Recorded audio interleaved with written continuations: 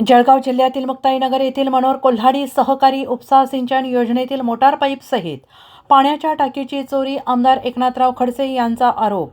आणि पोलीस प्रशासनाला माहिती संबंधी गुन्हेगारावर कठोर कारवाई करण्याची मागणी. श्री हरी अंबरे पाटील सह प्रणित कठोके, प्रतिनिधी जळगाव. प्रकार आहे हा.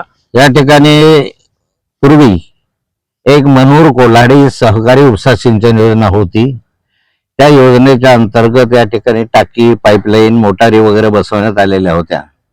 त्या ठिकाणी ही उपसा सिंचन योजना जी होती ती बंद पडली होती आणि ह्याच्यावर मोठ्या प्रमाणावर 250 शेतकऱ्यांनी ही पाणी घेत असताना त्यांची शेतीवर बोजे बसवण्यात आले होते आणि कर्ज न भरल्यामुळे हे शेती जी आहे ती लिलावात निघण्याची वेळ आली. अशा कालखंडामध्ये मी पाटबंधारे मंत्री असताना हे सारे शेतकरी मला भेटलेत आणि त्यांनी याच्यावर मार्ग काढा असं सांगितलं.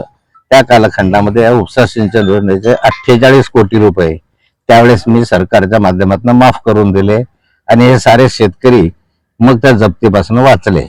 आता असं झालंय की या ठिकाणी ते मालमत्ता जी आहे, जवळपास आता जी मालमत्ता इथे दिसते आहे ती आहे 3,85,00,000 रुपयाची. ह्याचा एस्टिमेट आता इरिगेशन डिपार्टमेंटने 15 दिवसापूर्वी केलं होतं. ही जी प्रॉपर्टी आहे ती नॅशनल हायवेच्या एका रस्त्याच्या मध्ये येते आहे आणि नॅशनल हायवेच्या मध्ये येत असताना तिचा लिलाव करून ती विकायची प्रोसिजर चालू आहे.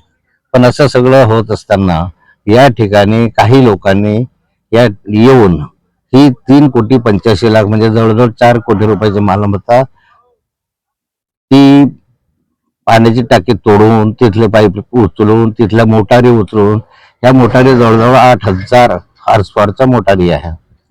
8 ते 10,000 हॉर्सपॉवरच्या इथल्या मोटारी आहे. त्या मोटारी त्यांनी चोरून नेल्या.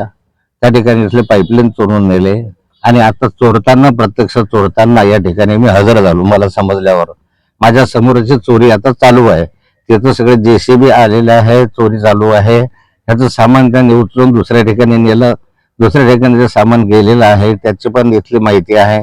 पोलिसांना मी या ठिकाणी बोलवलेलं आहे आणि अजूनपर्यंत नाही या संदर्भामध्ये यांना कुठल्याही प्रकारचं पेमेंट दिलेलं नाही.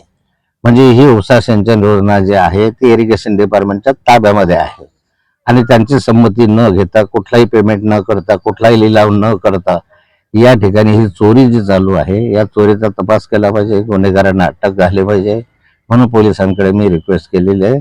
आणि पोलीस आलेले आहे. इरिगेशन डिपार्टमेंटचे एक्झिक्युटिव्ह इंजिनियर इथे येत आहे आणि ते आता या सर्वांच्या बाबत गुन्हा दाखल करणार आहे.